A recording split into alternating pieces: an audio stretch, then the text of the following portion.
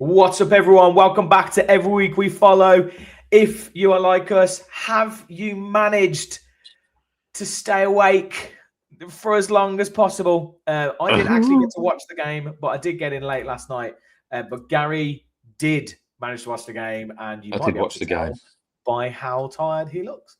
But we will be talking about, obviously, that incredible performance from England last night. Well, this morning, technically. And we will be talking about the Balogun situation. Why, since we started this podcast, mate, all we talk about is fucking off the field controversy.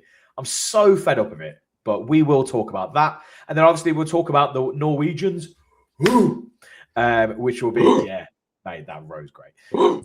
Ireland. I really wish we had something like that. It's very cool. So we'll be talking about that. We do. We got Wonderwall, mate. Fucking Wonderwall. Yeah. Like, God. But anyway, back to the Mexico game. We will be analysing it on here. We'll be using some kind of like 3D stuff and some 3D preview things. If it does get flagged, then you might just not see half this video. We'll just cut to the end. That'll be basically it. But let's see how we get on. If you are new here, please do hit that subscribe button, hit the like button, hit that hype button. Let us know in the comments, what do you think? Is it coming home? Are we somehow making it through these games? Is it coming home? Gary, how are you feeling, mate? Mate, I'm broken. You know when you go, I went to bed for a couple of hours last night. I thought about 11:30. I thought, right, I'm going to go, set my alarm, get up. Got up at 1:45, fucking 2 o'clock. I thought, oh, for fuck's sake, 2 o'clock. Ah, well, just.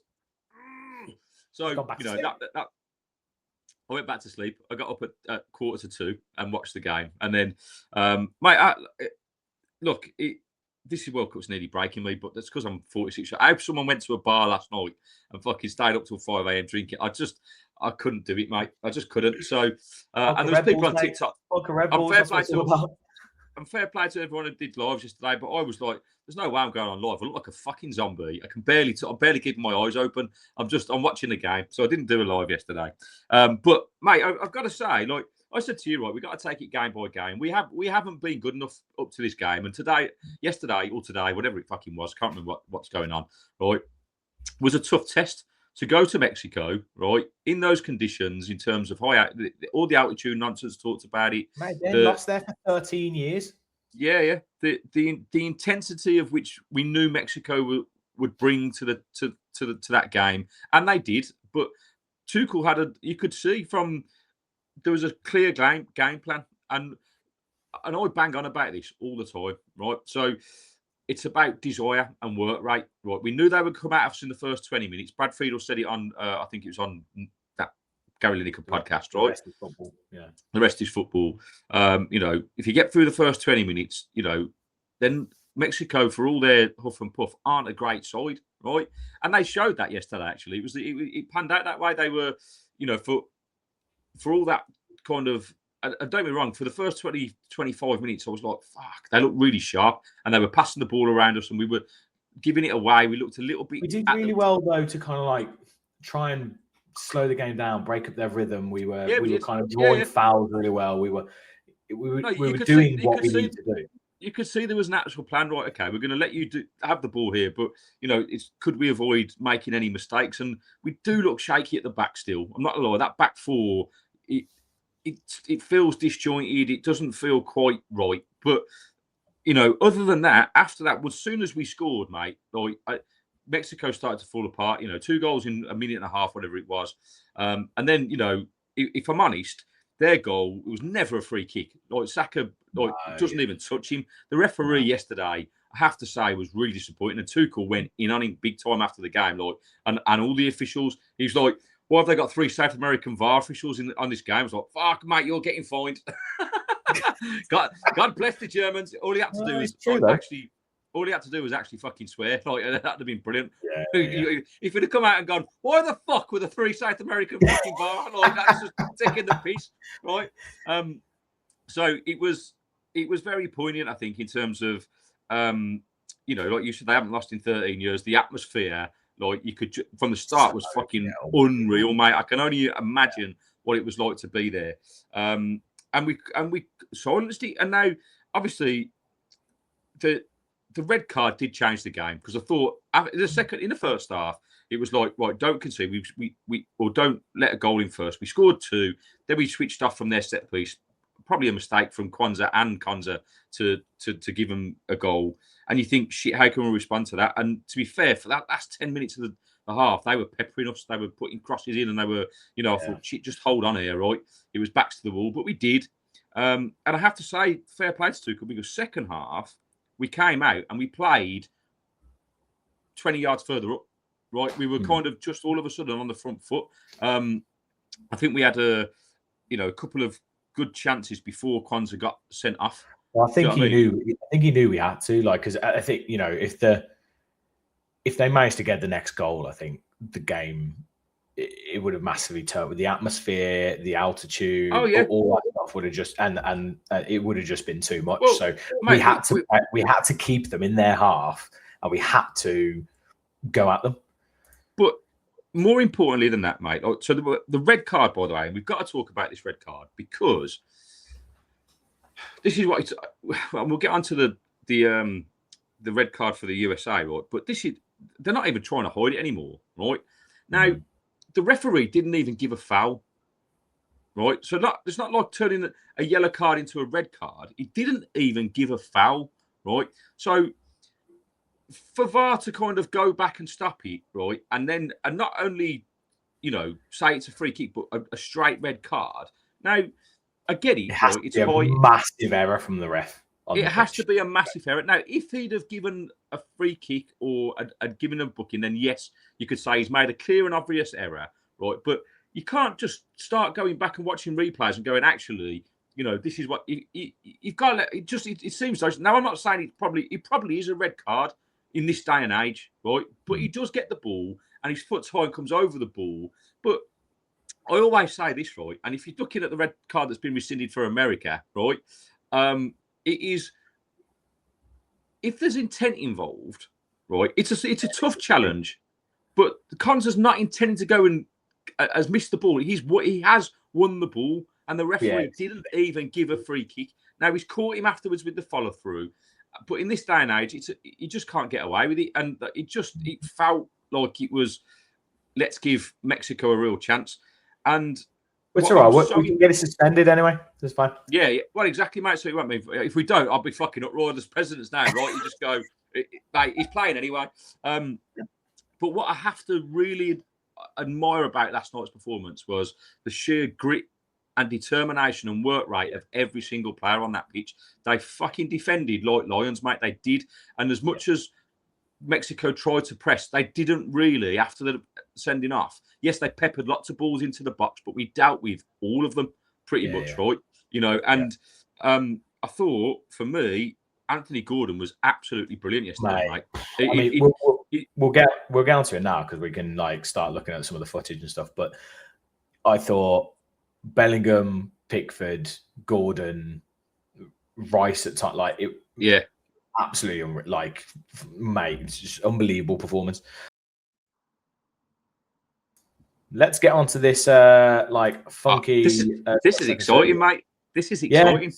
So I don't know if anyone's aware of this 3D BBC 3D experience stuff that you can actually do now. So it's pretty impressive, really. Apparently, this is all the reason they can do this is because in America, everything's set up for this. Like, they've had this and stuff in the NFL and stuff for years.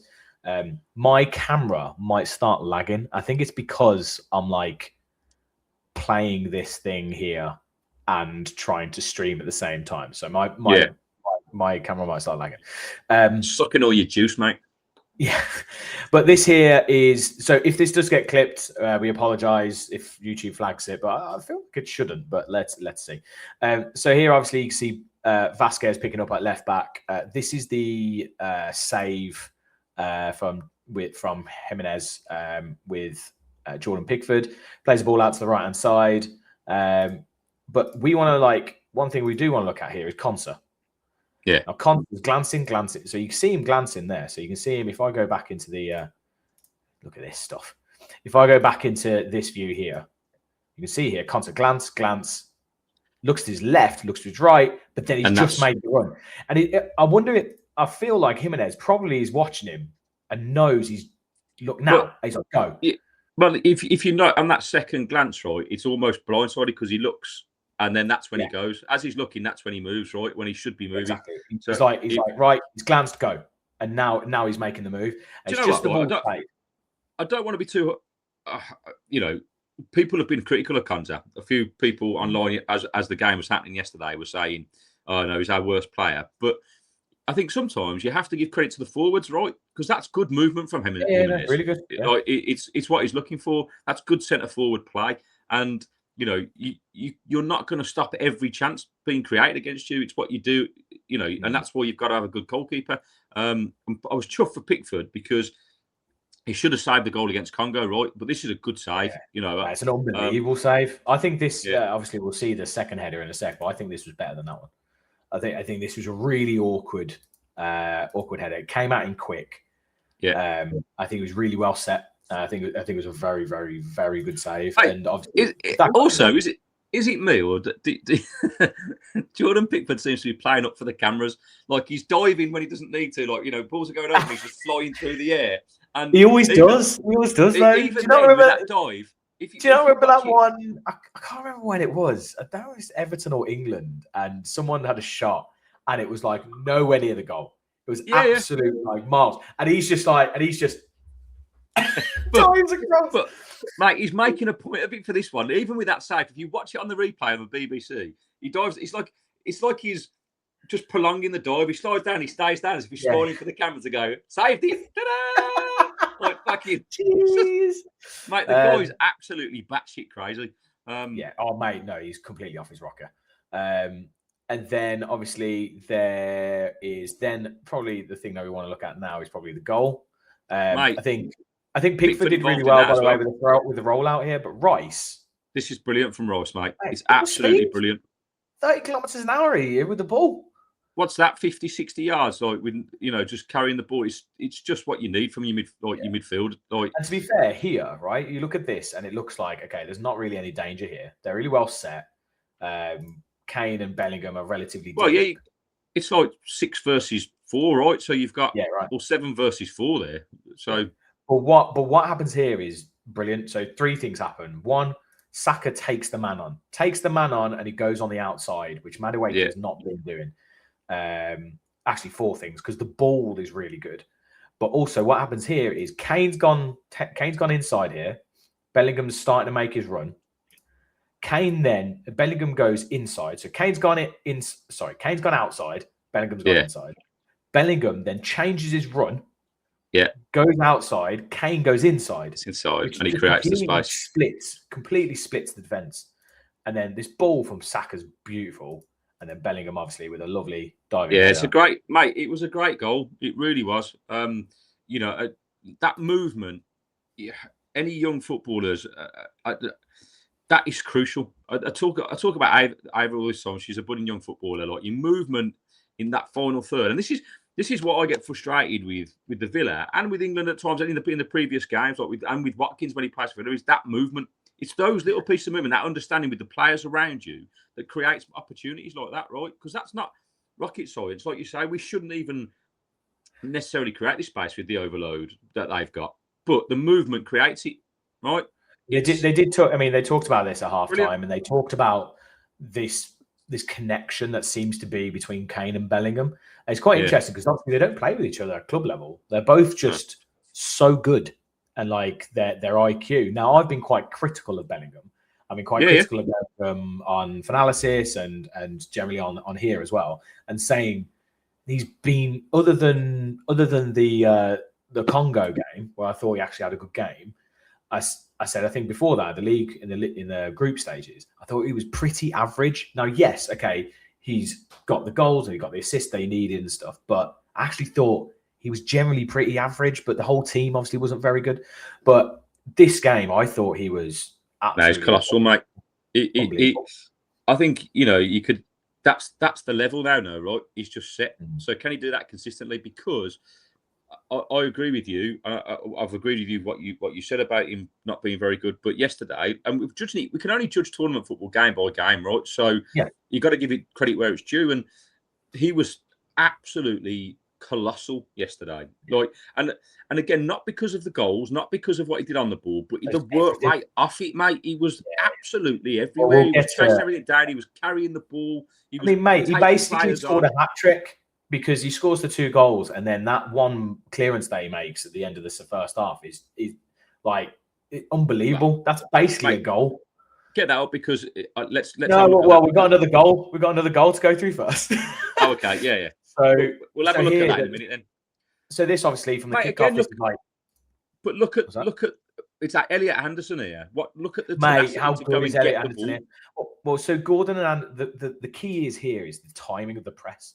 So Gordon does well to start that press, and it's like more. I don't know if Mora just hasn't looked.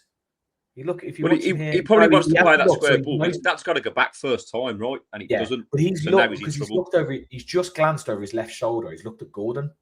So he's looked at Gordon and he hasn't seen Anderson. Anderson's so intense, straight on him, on him. And now we're in a situation where it's like, okay, well, we've got 4-on-3 here. And then I don't know what happens here. Does Gordon actually toe that to him? Because that didn't show an angle. Does, mate. He does. Yeah. He does. It's really, oh, shit. Fuck, back one. He actually makes a really, really good little touch. If we go to the third person camera. Here we go. We go to the third person camera. I fucking love this. You can see it here. So when he's here, he dinks it. He just dinks it to him. Nice. Just nudges it over like from the floor. Bellingham then plays into Kane. Now, and this is brilliant from Kane. Brilliant, mate. Absolutely unreal because here, there's no way you don't think he's shooting. Yeah, you're never looking at that thinking he's going to play that ball across. By the way, look at like the dust, little dust particles around Kane's feet. That's bizarre. Yeah. You never think he's playing that ball in because you're thinking if he's going to, it's going to get cut out by a defender. But it's a brilliant ball in. And he did look. You see him look. So when he goes across, you see Kane look just before he made that run. Yeah. It's fantastic, mate. It's just, mate, it's so good. So good. Mate, 2 goals change games, right? The first one the first goal just seemed to go, right, it unlocked the intensity all of a sudden. Do you know what I mean? That was the plan. If we could get a goal in front, right, then hit them, and that's exactly what we did. And dreamland, mate, at this point.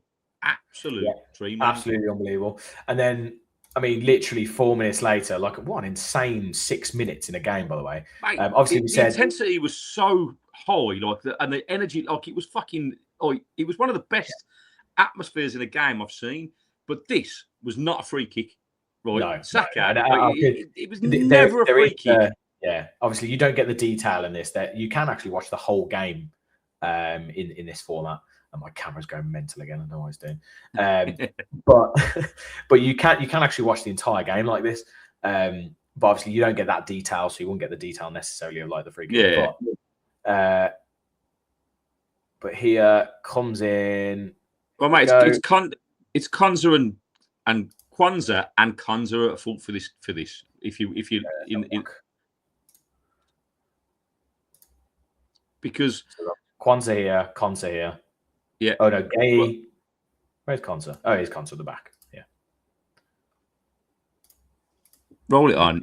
Like I feel like Quansah has to do better here, and he just kind of doesn't. Do you know what I mean? He misses the ball, so he kind of just rather hits Konsa rather than being able to clear it properly. And obviously it just fucking falls straight to them, doesn't it? It's a great ball in, by the way, but Quansah there. It's a really dangerous ball, but someone should be dealing with that. And then bang. It's a great finish by Quinones.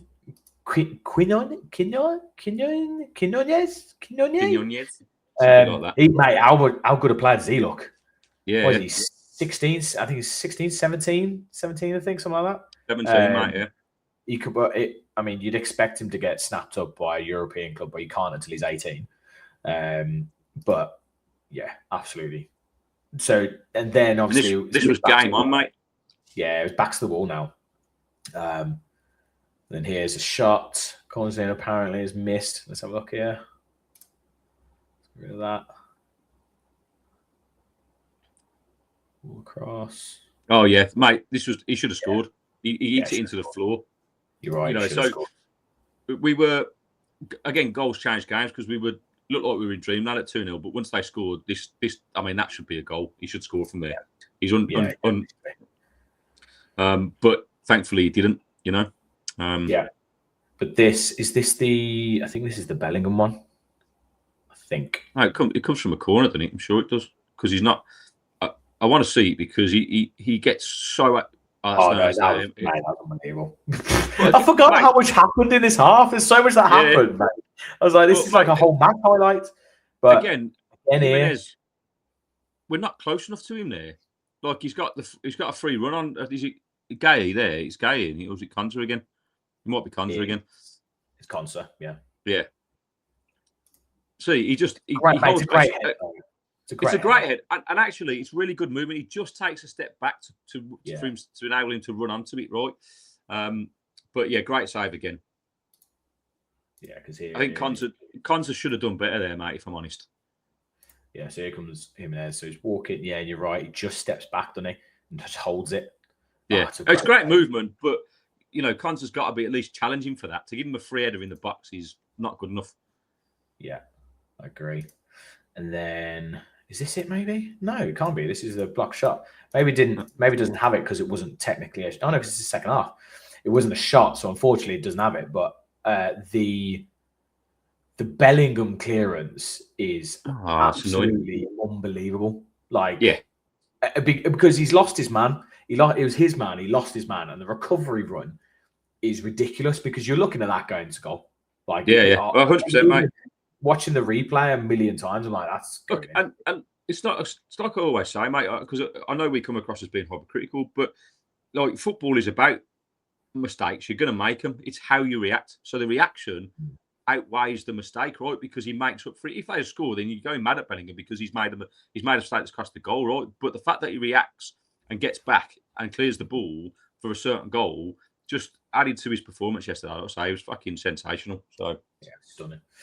And then obviously Kane's penalty kick, one of the biggest pressures you're probably going to have on any kick, other than maybe the France one that he missed. This is mate. I thought for a minute, right, they were going to not give the penalty because it hits his arm, right, as it goes out to Anthony Gordon. But I think it does hit the Mexican player's head first.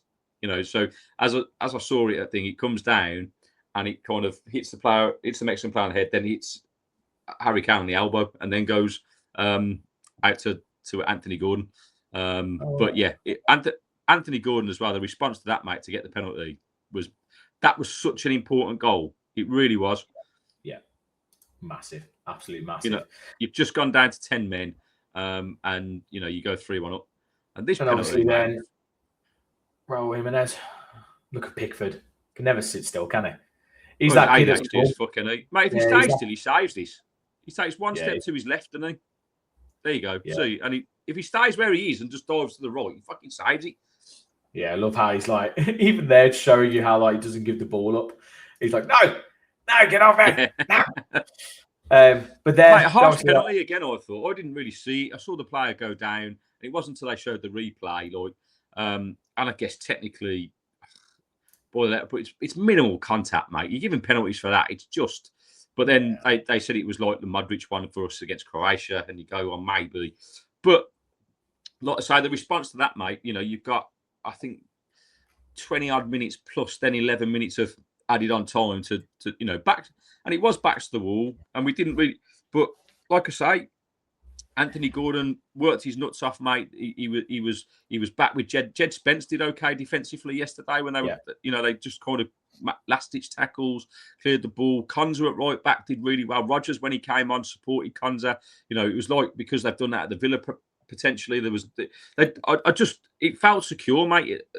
Although we were under pressure, it feels like a different England, doesn't it? It feels like a different England. There's multiple times now where we've really showed character. This tournament. So obviously we had the coming back against Congo. We had getting over the line in the group stages. We had this where we were massively under the cosh, and we had that 10 men, that 1-man disadvantage. And it just feels like this team here has got enough to get over the line. Mate, he is. Look, I know we get hyped up when we win a game, right? And you go, oh, it's coming home, whatever, right? But what is really encouraging, right, from Tommy Tuchel, which I don't think we would have got from Gareth Southgate yesterday, right, is there was a game plan for each scenario. First half, right? Frustrating for 20 minutes, right? Try and nick them on the break, get a goal. It worked, right? We get 2-1. Second half, right? We're now going to play 20 yards further up and we're going to go at them, right? Because they're going to be tired too. And we've got the players to do it, right? And we created some stuff in early second half.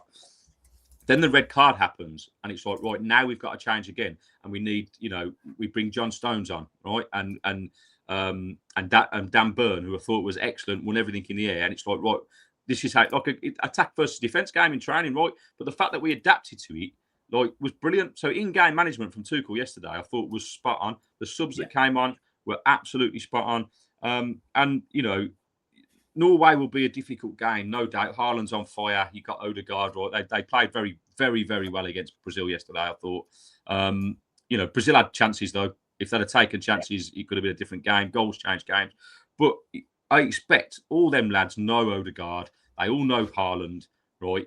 We should be able to nullify them with what we've got. But I'm not writing it off, but you've got to start almost feeling like it could be our year in terms of that. If we play like that with that kind of desire, right, I think we beat most teams. I really do.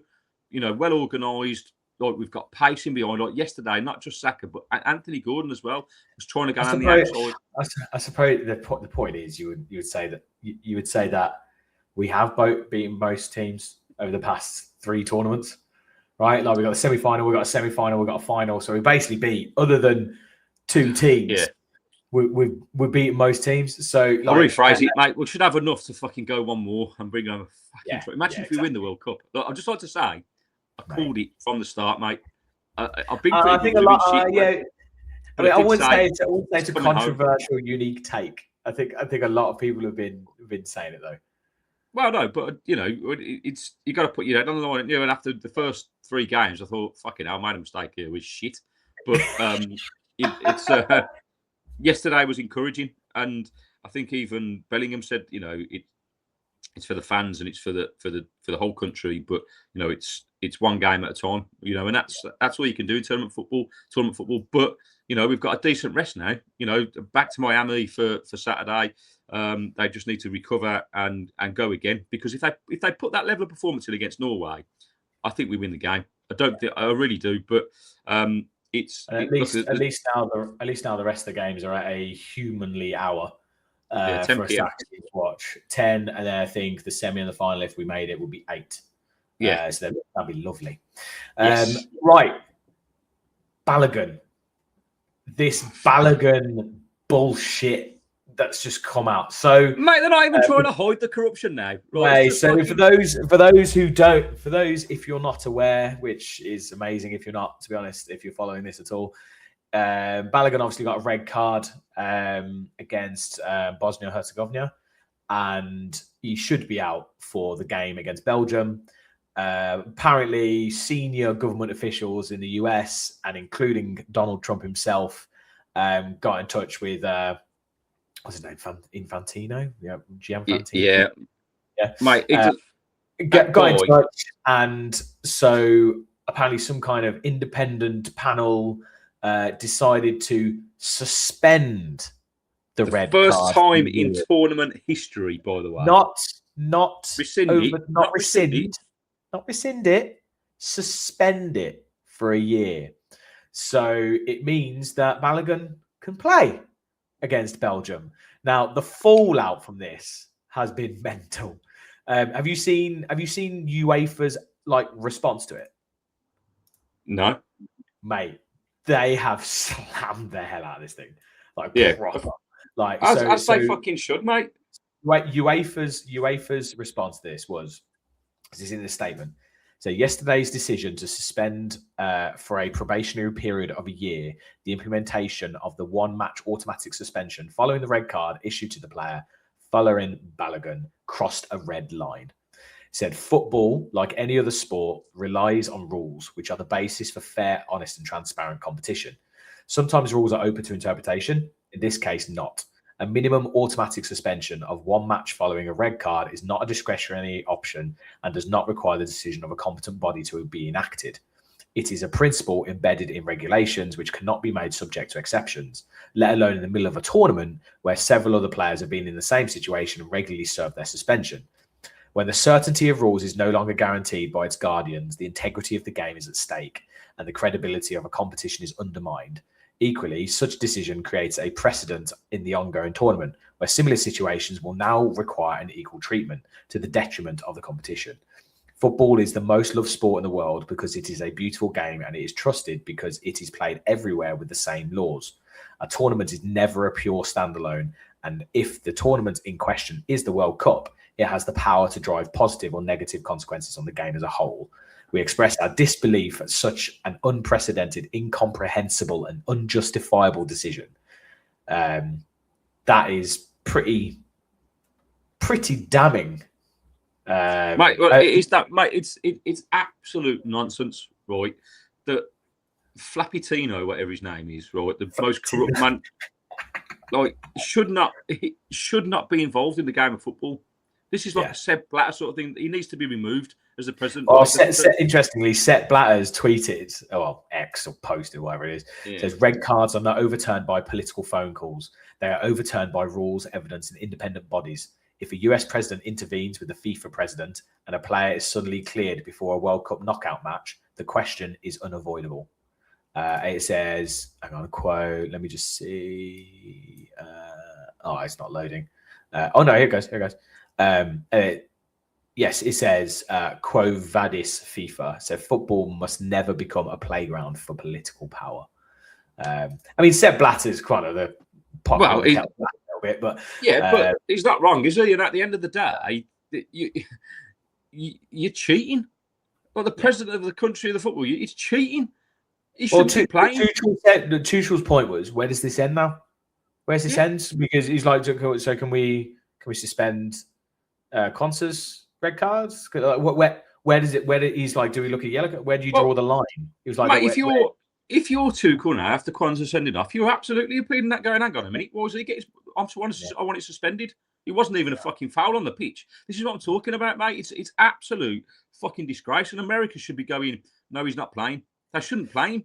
Well, and if I was Belgium, if I was Belgium, I'd be like, they're fucking cheating. So Belgium obviously also made a statement as well, and apparently they have also been given the green light to appeal it. And also they were saying on Talk Sport that there's an independent body called CAS who are kind of there for legal, like regulatory stuff during the tournament. And it's kind of there and set up to actually make quick decisions on stuff. So they actually think that potentially, if they play this and it affects the game and, Belgium go out, they might even be able to have legal standing and actually get a walkover. So they actually end up going through anyway. Mate, I'd be doing it. I'd be doing it all day because, because I hate Donald Trump, right? And the fact that he's getting involved in it and kind of being able to have that. He was always getting. I mean, the fact he's even going to, he's going to be on that celebration podium at the end, whoever the team is just like pathetic. And this is the thing. This is the thing that's driven me mad a little bit with this tournament. And we talked about this before. Is that there's been controversial tournaments in the past based on where they are and things that happen and all that kind of stuff. But it's all off the field. None of it's really been stuff that's actually affected the on the field. But there's stuff in this tournament that's affected the hydration breaks, the rule changes that were brought in. That some of them are a bit bizarre. This now, where a player can play where he shouldn't play, it's affecting the actual matches, not just like the stuff surrounding it. And we don't agree with some stuff in the country, and we can't drink, whatever. The stuff that happened in Qatar. This is on the field affecting the game. And it's just ruining the tournament, in my opinion. Like, as in, some of the football's been brilliant. Some of the stuff's been incredible. But it's just mad. The whole thing is mad. Imagine if USA do get through now. And it's like, well, you got a player that shouldn't have been playing. Yeah. Mate, I agree. I it is what it is. Like as I just said, it's just cheating at this point, mate. You cannot. This even in tournament rules, like it says, like all the things you just read out, like you can't even appeal red cards in tournament football. You know, and so the fact that Trump's been able to influence this decision, like you say, it mars it all. It makes a mockery of the sport, of a sport that we all love, right? And the fact that it's an American-based thing who shouldn't even fucking be in the tournament anyway, knobheads. Or fucking go and play your 4-hour NFL fucking baseball games where your World Series involves only people from fucking your own country. Fucking weirdos, man. Get rid of them. Just get rid of them. Like, apologies to any Americans that are genuinely no apologies, mate. If you're one of the dumb fucks that voted for that swat, right, you don't deserve just like anyway. What America have done in the last couple of years, mate, is it's marred society and the world, let alone the world. I don't want to get into a political. No, I know, but no one does. It's not great, and it's not creating a great look. But interestingly, also on TalkSport, they were saying that there's potential here that UEFA and the South American and the African nation kind of like governing bodies actually kind of look at this and go, you know what, we're fed up of this tournament. We're fed up of FIFA running this thing. Yeah. Why don't we just do our own thing? Well, so it's possible. The thing is, mate, it's because you can't even hide. Like, it's just blatant. Like, it's in our face, blatant. Like, it's not even as like it's not questionable. This shouldn't have happened. This shouldn't have been rescinded. Like, what next? You're going to start rescinding yellow, red cards as it's happening in the game. But Donald Trump's going to be on the phone to the referee going, "Sorry, that's wrong. It's a penalty." Well, this is the thing. This is literally when when Balogun got the red card. I think I even said to Josh. I think I messaged him saying, "You wait, that ain't happening." I was like, he's playing in the next game. He's playing the next game, and I was like, kind of a little bit like tongue in cheek. And then literally he was like, "Mate, you called it." And he's like, "Donald Trump." I think I even said, "Oh, don't worry, Trump will have a word." And I was like, "It's absolutely ridiculous." Like, the thing is, right, if Donald Trump hadn't tweeted the fact that he spoke to him and got him to do it, right, we probably wouldn't have known. Right, mate, well, I think so. TalkSport actually found. I think that the first thing they found wasn't Trump; it was senior government officials had spoken to FIFA about it, and that was the trigger. And then obviously the fact that we knew that Trump had then spoken, it's just like, mate, it's just pathetic. Mate, I feel the people that I feel for it's the American team. They haven't controlled this. They're not the ones that have instigated this. And Pochettino is probably, he's in an untenable position now. Because like you said, people are calling saying he shouldn't play him. And he's like, the president of the United States has just made this happen. I'm pretty sure he's going to have to play him. There's absolutely no way. It's like it's the next step up from Marinakis holding a gun to your head and like telling you.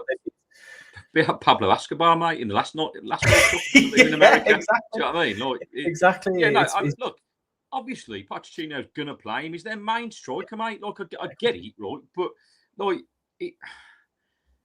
I don't know. It's not ethical. Like, it doesn't feel right. If you're an American team, like you talk about greatness, you basically. You're not playing by the same rules, which makes it not fair. And if like I said, I feel for Belgium. They're in a no-win situation now, because if they win the game, everyone's going to be questioning it. And then there's this whole thing of, like I said, whether Belgium can appeal it and maybe get a bye anyway and actually go through. And so US are out. And if they go out, they're out, and everyone's like, "Damn right."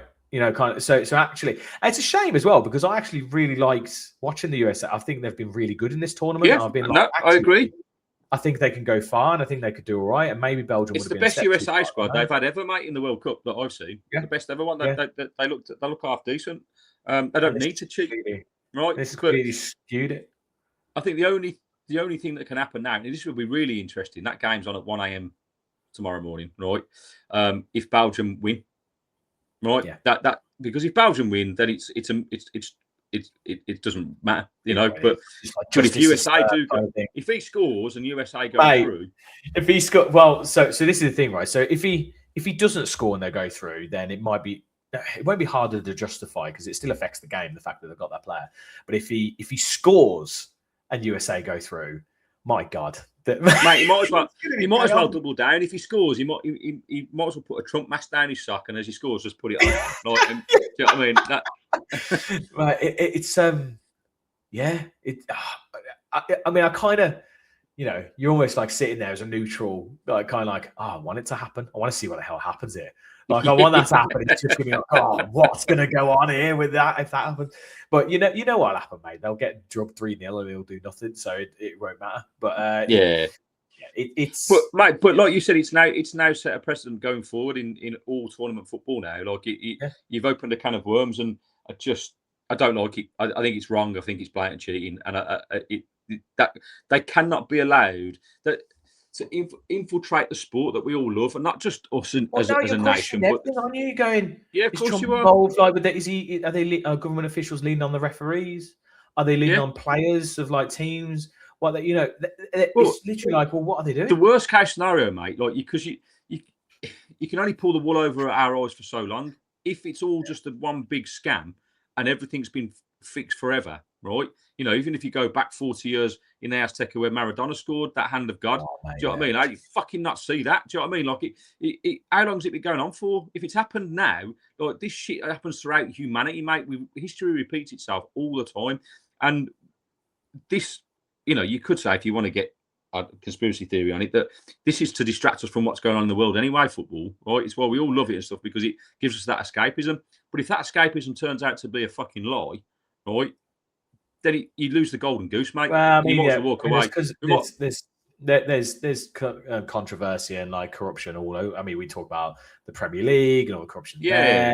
You got same in UEFA as well. It's not like UEFA are completely clean, but it's just. But this is what I'm saying. Yeah. Like we always, it feels like a conspiracy theory, but this is not a conspiracy theory. This is the president of the United States bringing the president of FIFA going, rescind the red card. Okay, right.